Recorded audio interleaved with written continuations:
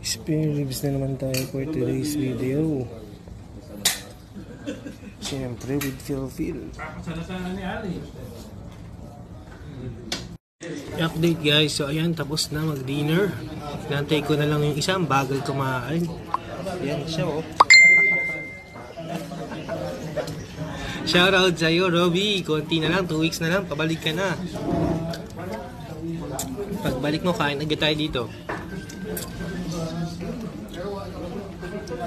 Walang kain to, kaya ano eh, naka-extra rice, 3 rice ang binanata na ni Darren for today's video. So, see you sa kapihan guys, bye! Next stop guys, dito tayo mag-cha-cha sa may lift.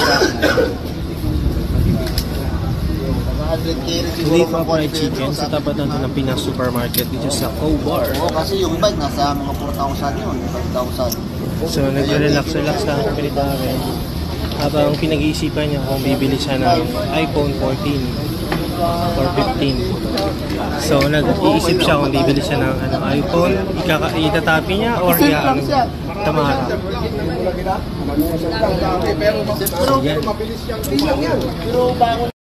So yan, nandito na tayo sa paboritong tambayan, ang Wine Cafe. Yan, mag-ano tayo, Nutella Kunafa. So yan, madaming kabayan sa loob for today's video. Sarap lang magtambay dito kasi nakaka-relax. Ngayon dumating guys, so ito si kabayan. Yan, namimilit kumain. Ikatapos na namin maghapunan. Yan o, may tattoo yan. Astig. O, yan o, pakita mo naman ng konti yung tattoo mo dyan. Buksan mo naman. Buksan.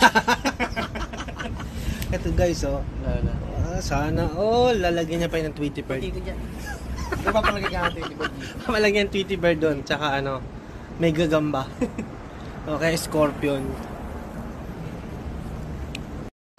So, bago tayo lumipas sa next tambayan, dito na tayo yung tambahan natin dito sa Pasalubong. Saan ba yun? Ito. Let's go. Sino may buto? Nakaraan, wala pandesal. Ano bibili mo ka ba yun? Titigyan talaga yung tattoo yun kung ano. Ito guys, oh, pet lover yung friend namin. Darren. Pet lover. Pet lover siya. Ito. Dadala ito ng whiskas sa susunod din. But then, buha man ako ng tinapay guys. Bye.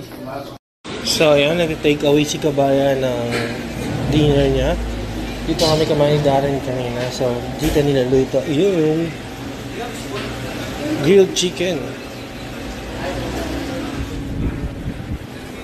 Pwede rin kayo kumain dito sa carpet or dun sa may taas. So, ayan. Hantayin lang natin yung order takeaway ni Michael. Ayan, si kabayan.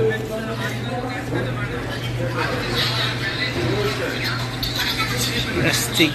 Wow! Nagpa-practice. Mga steps mo. Wow! Yung umiikot. Iba din.